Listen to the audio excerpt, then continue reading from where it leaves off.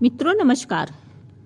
स्वागत है आप सभी को एक बार फिर हमारी YouTube चैनल पर। आप अगर हमारे चैनल पर नए हैं और अभी तक के हमारे चैनल को सब्सक्राइब नहीं किए हैं तो अवश्य ही सब्सक्राइब करें। मित्रों, हमारे हिंदू धर्म में गाय को बहुत ही पूजनीय पशु माना जाता है। गाय को माता का दर्जा प्राप्त है, तभी सभी लोग माता कहते हैं। धार्मिक मान्यताओं के अनुसार गाय में 33 कोटि देवी देवताओं का वास होता है। गाय की पूजा करने से सभी देवी देवताओं को आशीर्वाद प्राप्त होता है और जो लोग नियमित रूप से गाय की पूजा अर्चना और सेवा करते हैं उनके जीवन में सुख समृद्धि की कोई कमी नहीं रहती है। शास्त्रों के अनुसार गाय से जुड़े कुछ उपाय करने से व्यक्ति के जीवन में सफलता, सुख और मोक्ष की प्राप्ति होती है। हिंदू धर्म में गाय के विशेष महत्व होता है। गाय के दूध को अमृत माना गया है और इसके अलावा गाय के मूत्र गोबर को भी विशेष महत्व होता है। जहाँ भी गाय निवास करती है वहाँ का स्थान पवित्र हो जाता है और वहाँ पर कोई दोष नहीं रहता है। इतना ही नहीं, गाय को मात्र स्पर्श करने से ही कई रोगों का निवारण हो जाता है। गाय एक अत्यंत पवित्र, निर्मल, शांत, निष्पाप जीव है। ऋग्वेद में इस संसार का पालन पोषण करने वाली कामधेनु माता कहा गया है। इसके दर्शन मात्र से मनुष्य के हजारों पाप नष्ट हो जाते हैं।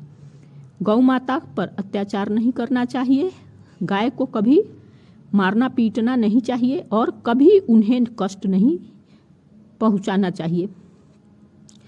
गाय को मारना शास्त्रों में सबसे बड़ा पाप माना गया है।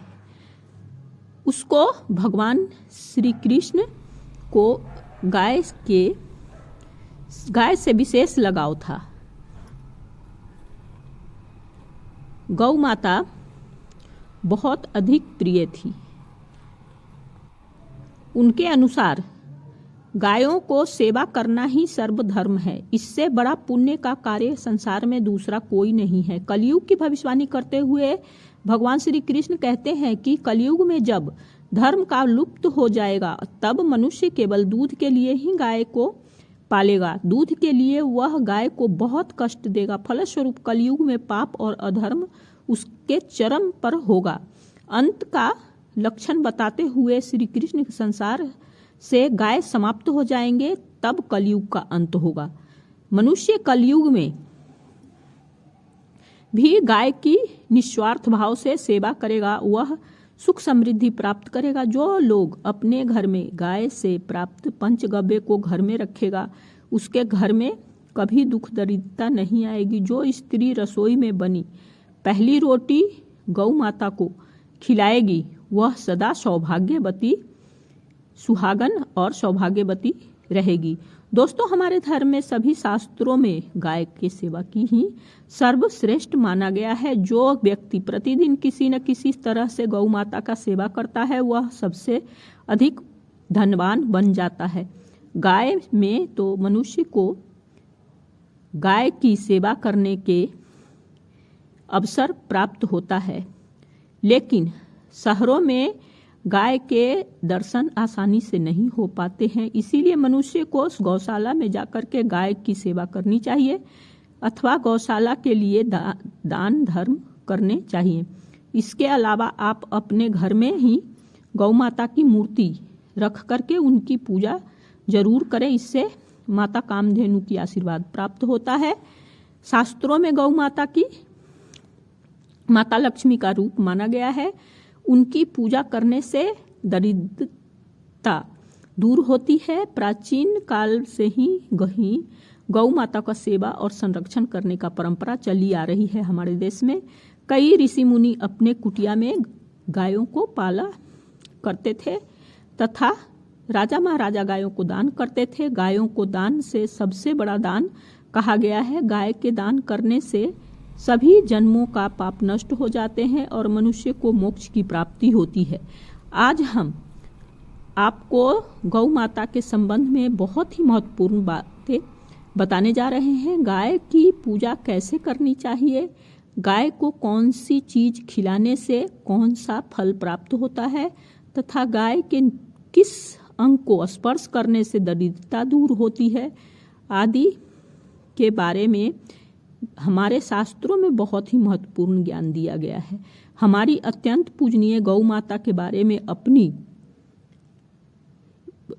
में महिलाएं जाने अनजाने में गाय को कुछ चीज खिला देती है, जिससे कि माता लक्ष्मी क्रोधित हो जाती है। शास्त्रों में कहा गया है कि यह चीज गाय को कभी नहीं खिलानी चाहिए। इससे मनुष्य को जीवन में दुर्भाग्य आता है और उसे किसी भी कामयाबी में सफलता नहीं मिलती है। तो चलिए जान लेते हैं गौ माता के विषय में।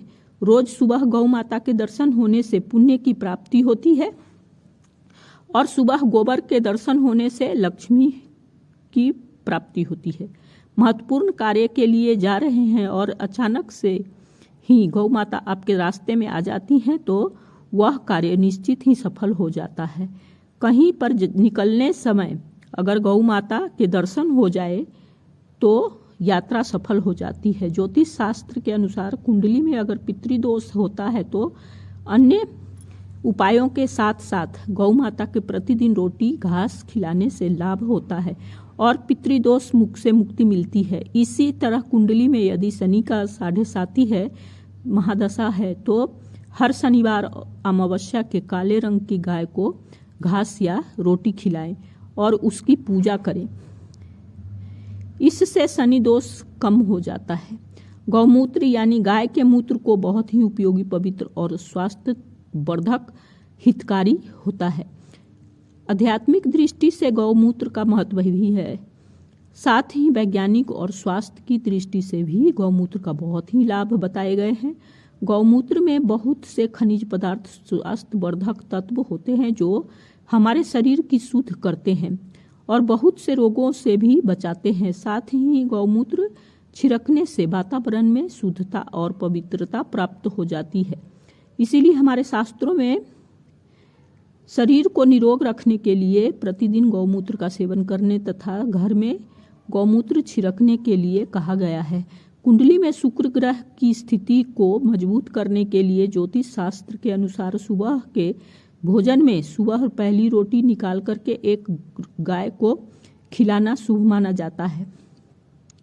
अगर आपकी कुंडली में बुध ग्रह कमजोर है या आपके किसी कारण उसके दुष्प्रभाव झेलना पड़ रहा है तो हर बुधवार को दिन गाय को हरा चारा खिलाना चाहिए। इससे बुध के से जुड़े दुष्प्रभाव दूर हो जाएंगे और आपको तमाम समस्याओं का हल मिल जाएगा। अगर कुंडली में मंगल दोष है आपके जीवन में कई तरह की परेशानियां हैं तो लाल रंग के गाय को सेवा करना, मंगलवार के दिन गाय को पूजन और उसे गुड़ और चना खिलाएं। अगर किसी व्यक्ति के जीवन में विवाह आदि मांगलिक कार्यों में विलंब हो रहा है तो उन लोगों को कुंडली में बृहस्पति को मजबूत करने के लिए रोटी पर गुड़ चने रख करके गाय माता को खिला देना चाहिए। इससे आपको शुभ परिणाम प्राप्त होंगे। अगर आपके घर में अशांति है, लड़ाई झगड़े होते रहते हैं तो घर में सुख शांति बनाए रखने के लिए गौ माता को गोबर से हवन कराने चाहिए।